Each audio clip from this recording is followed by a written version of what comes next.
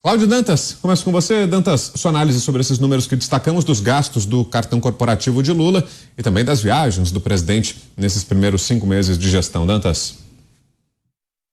O Brown, tudo indica que o Lula está ansioso sim para gastar. Ele tem pressa. Eu estou sentindo que o Lula acha que o seu governo não vai durar, porque ele gastou, olha, em 4 meses, 12 milhões, é quase 30% de tudo que ele gastou entre 2003 e 2010.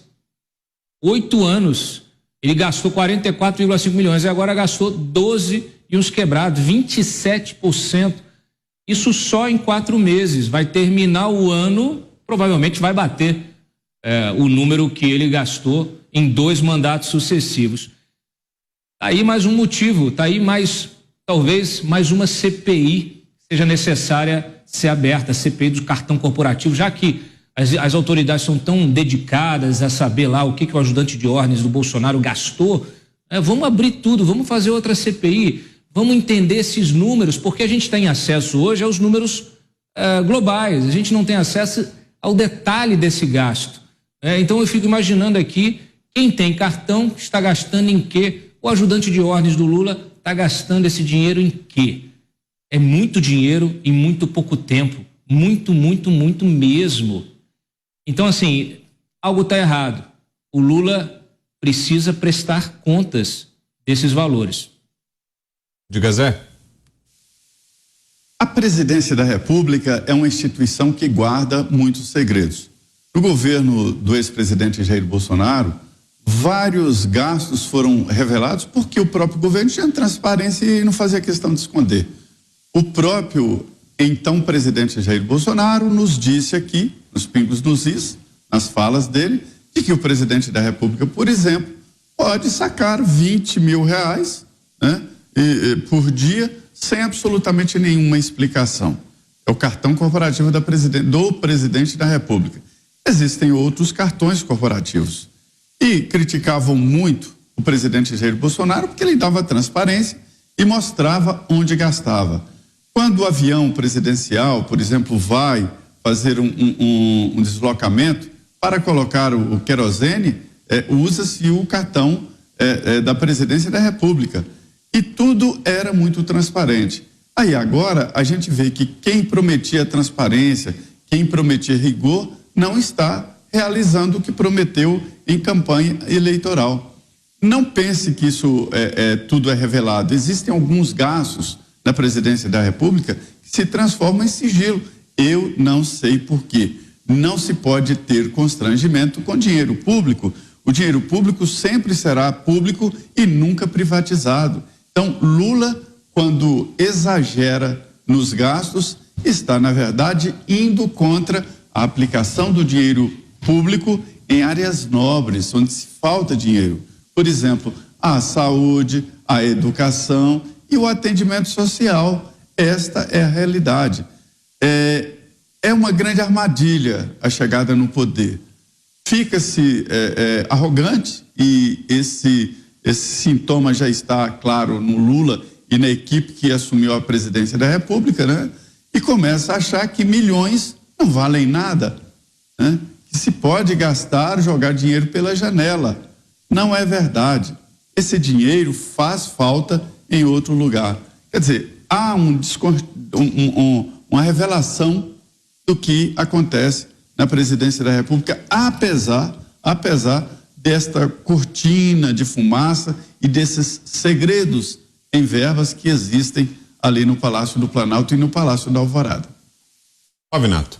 Bom, eu fico aqui me perguntando se eles ficaram tão horrorizados em descobrir tanto leite condensado no governo Jair Bolsonaro. Eu quero saber qual reação vai se esboçar diante de tanto morango e chantilly que a gente vai poder encontrar nessa sugerida CPI, mais uma CPI do cartão corporativo. De fato, a tendência do Lula, esta angústia do Lula, que na verdade é uma amargura, ela é uma amargura porque a real angústia dele é exatamente essa. Ele queria gastar mais, ele queria luxar mais. A amargura dele é com relação à economia brasileira. A amargura dele é com relação ao fato dele não poder agir como imperador. A angústia dele, de fato, é não poder ser o sugar daddy da América Latina. É ele não poder viajar em paz com a sua esposa, pela qual ele está perdidamente apaixonado, e gastar com o broto um hotel 5, 6 estrelas, né, nos lugares mais badalados da Europa, deixá-la entrar, porque se ela não compra na Hermenegildo Zenha com o cartão corporativo, deve ser com o saque do cartão corporativo. Essa angústia é realmente esta angústia para gastar. É esta angústia que fica demonstrado nesse valor que, como disse o Dantas, já é 30% de 8 anos de governo. É uma angústia que não tem nada a ver com a angústia que o povo brasileiro tem, porque, vale lembrar, quase 45%, quase metade das famílias brasileiras não tem dinheiro para pagar uma dívida sequer. Já pararam. Esse é o nível de endividamento das famílias brasileiras. Quase metade das nossas famílias disse: não tenho o que fazer. Eu não consigo pagar o meu aluguel. Eu não consigo pagar meu condomínio. Eu não consigo pagar o meu cheque especial. Eu não consigo pagar o crediário das coisinhas que eu comprei para minha casa. E daqui a pouco eu vou perder a minha carteira de motorista. E não vou conseguir fazer nem sequer o meu bico de Uber. Não tem nenhuma piedade o Lula, portanto, quando gasta uma cifra dessa no seu cartão corporativo, tendo à sua frente um povo cada vez mais combalido e, como disse o senador Ciro Nogueira hoje no programa Linha de Frente aqui da Jovem Pan, um país que caminha a passos largos para repetir a pior crise econômica da nossa história, que foi a crise econômica do governo Dilma Rousseff.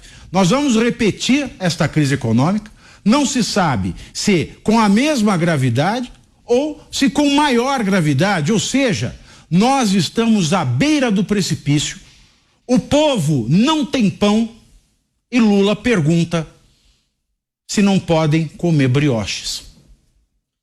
Em relação às viagens para fora do Brasil, Dantas, você acha que tem havido um excesso? Até repetindo o número, é o presidente que mais viajou para fora do Brasil desde a redemocratização.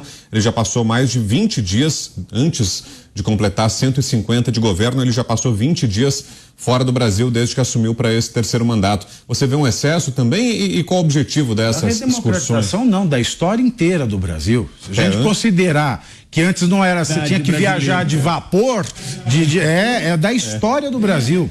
Pois é, tem um excesso. E qual o objetivo dessas brasileira? Olha aqui, ô Brown, é o que eu tinha falado no bloco anterior. O Lula planejou o terceiro mandato dele para curtir com a Janja, lua de mel permanente.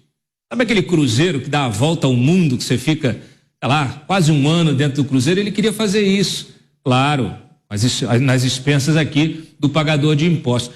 Eu não sei se vocês lembram, o Lula criticava o Fernando Henrique por viajar. Falava que o Fernando Henrique vivia viajando, deve estar com inveja. Então resolveu fazer o mesmo. São viagens que não têm propósito. São viagens que você percebe que ele está forçando a barra. Ele foi para a Europa agora, não tinha motivo nenhum. Aí dá um jeito lá, escreve uns protocolos aí, uns acordos. Porque na maioria dessas vezes, dessas viagens, o que você tem são memorandos de entendimento que são puro protocolo diplomático. Não tem nada ali que realmente você use na prática, que aquilo viabilize uma melhoria no comércio internacional, no comércio bilateral, multilateral. E ele ainda usou dessas viagens para fazer o quê? Propaganda negativa do Brasil. Para se meter em negócios dos outros, se meter em conflitos, se meter na guerra da Ucrânia, defendendo o lado russo, constrangendo o nosso histórico diplomático, que tem sofrido muito nos últimos anos, recentemente. Então, infelizmente, é isso. Usa essas viagens para